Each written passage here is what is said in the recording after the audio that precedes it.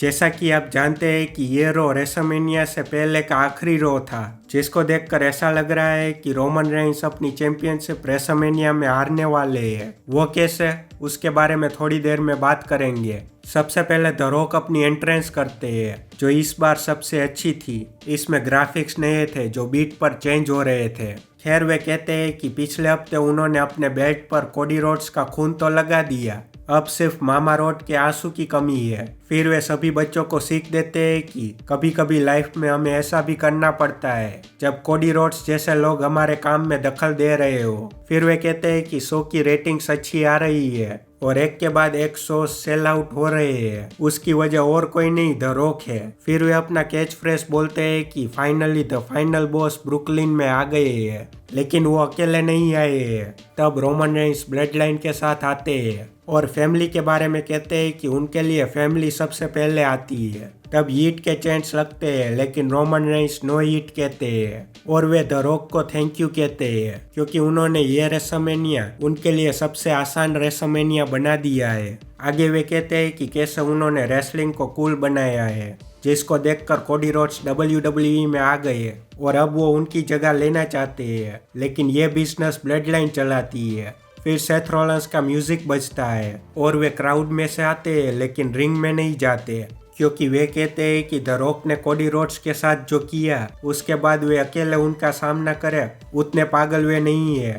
और the rock को कहते हैं कि पिछले हफ्ते उन्होंने लाइन क्रॉस कर दी थी, इसलिए वे द रॉक को शो के मेन इवेंट में सिंगल्स मैच के लिए चैलेंज करते हैं। तब क्राउड बहुत खुश हो जाता है। फिर सेथ रॉलिंस कहते हैं कि अगर द रॉक की हिम्मत नहीं हो रही तो शायद रोमन रेंस रियल चैंपियन से लड़ने की हिम्मत कर सकते हैं। क्राउड इस मैच के लिए भी एक्साइटेड हो जाता है, लेकिन द रॉक मना कर देते हैं और सोलो उनके चैलेंज को एक्सेप्ट करते हैं, जिससे सब डिसअपॉइंट हुए।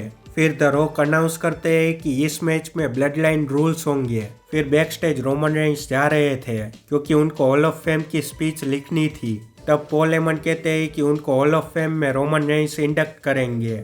आगे ड्रू मैकिंटायर का वीडियो दिखाते हैं, जहां वे फ्यूनरल वाली जगह में होते हैं और माइक के पास जाकर कहते हैं कि सेथ रॉलिंस ने जेरेड लेटो के जोकर से इंस्पायर होकर अपना कैरेक्टर बनाया है। अगर आपने पहली सुसाइड स्क्वाड देखी होगी तो आपको पता ही होगा कि जेरेड लेटो ने बहुत ही बेकार तरीके से जोकर की एक्टिंग की थी, इसलिए ड्रू मैकिंटायर सेथ रॉलिंस को उनसे कंपेयर करते हैं और वे कहते हैं कि वे सेथ क्रिंज लॉर्ड रॉलिंस है और उनको वे रेसलमेनिया में हराएंगे। मुझे तो ये सेगमेंट देख के लगा कि शायद ड्रू मैकिंटायर कास्केट मैच की अनाउंसमेंट करेंगे, लेकिन ऐसा नहीं था। वे कहना चाहते थे कि रेसलमेनिया में वे सेथ रॉलिंस और उनके टाइटल रेन को खत्म कर देंगे। आगे सेथ रॉलिंस इस सेगमेंट के बारे में ड्रू मैकिंटायर को कहते हैं कि मैं अभी तक मरा नहीं हूँ। ड्रू मैकिंटायर कहते हैं कि अभी तक तो नहीं। खैर, उनको जे उसो भी मिलते हैं। वे कहते हैं कि वे आज के मैच में उनका साथ देंगे और सेथ रॉलिंस इंटरव्यू में कहते हैं कि उनके पास प्लान बी है।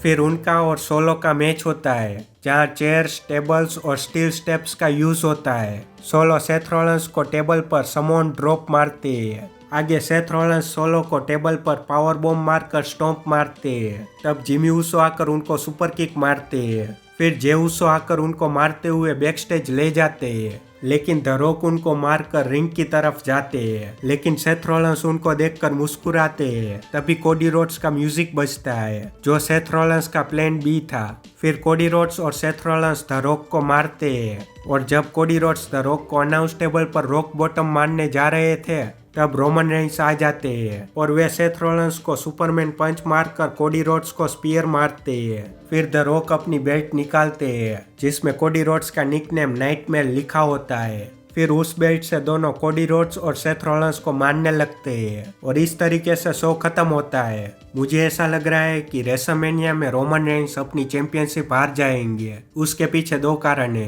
पहला ये कि WWE ने कोडी रोड्स को लगातार 2 हफ्तों तक मार खाते हुए दिखाया है और अब रेसलमेनिया में भी अगर वे हार जाएंगे तो उनके फैंस का सपोर्ट करना खत्म हो जाएगा, इसलिए वे रेसलमेनिया में जीत सकते हैं। और दूसरा ये कि ट्रिपल एच की बुकिंग का ये लूप होल है, मतलब कि जो भी रेसलर PLE में जीतने वाला है उसके ओपोनेंट को PLE के पहले के शो में पावरफुल दिखाते हैं। इसलिए रोमन रेंस को यहाँ पावरफुल दिखाया, मतलब कि वे रेसलमेनिया में हारेंगे। खैर शो में दिखाया जाता है कि चैट गेबल सेमी ज़ैन को ट्रेन कर रहे थे, जहां सेमी ज़ैन कहते हैं कि उनको डर है कि वे रेसलमेनिया में उनके फैंस और फैमिली को निराश करेंगे, लेकिन चैट गेबल उनको मोटिवेट करते हैं। फिर उनके और ब्रॉन्सन रीड के मैच में गंथर चैट गेबल को घसीटते हुए लेकर आते हैं। सेमी ज़ैन चैट गेबल के पास जाते हैं, लेकिन गंथर उनको मारने लगते हैं और जब उनको मारकर वे जा रहे थे तब सेमी ज़ैन फिर से खड़े हो जाते हैं और गंथर अपनी चैंपियनशिप से उनको मारकर चले जाते हैं। ये सेगमेंट भी बहुत अच्छा था। मेरे हिसाब से इस सेगमेंट ने उनके मैच की हाइप बढ़ा दी है। शो में जजमेंट डे के सेगमेंट्स भी थे, जहां लेगार्डो डेल फैंटास्मा उनके क्लब हाउस में आते हैं, जिससे रिया रिप्ली और डेमियन प्रीस्ट गुस्सा होते हैं क्योंकि डोमिनिक मिस्टीरियो ने इसके बारे में उनको बताया नहीं था। और आगे जब डेमियन प्रीस्ट जेडी मकडाना को स्मैकडाउन में बैटल रॉयल जीतने को कहते हैं, तब डोमिनिक मिस्टीरियो कहते हैं कि वो एक बंदे को जानते हैं जो ये काम कर सकता है, और तब आंड्राडे आते हैं। ये सब देखकर लग रहा है कि डोमिनिक मिस्टीरियो शायद आगे जजमेंट डे छोड़कर अपना फैक्शन बना सकते हैं। देखते हैं WWE ने इसके बारे में क्या प्लान करके रखा है। इसके अलावा शो में कई मैचेस भी थे जो अच्छे थे, लेकिन उससे रेसलमेनिया के मैचेस की स्टोरी लाइन्स पर कोई असर नहीं हुआ। और बात करें बेकी लिंच और रिया रिप्ली के सेगमेंट की, तो ये पिछले रो से कॉपी पेस्ट कर दिया था। आपका क्या कहना है इस शो के बारे में कमेंट में जरूर बताइए।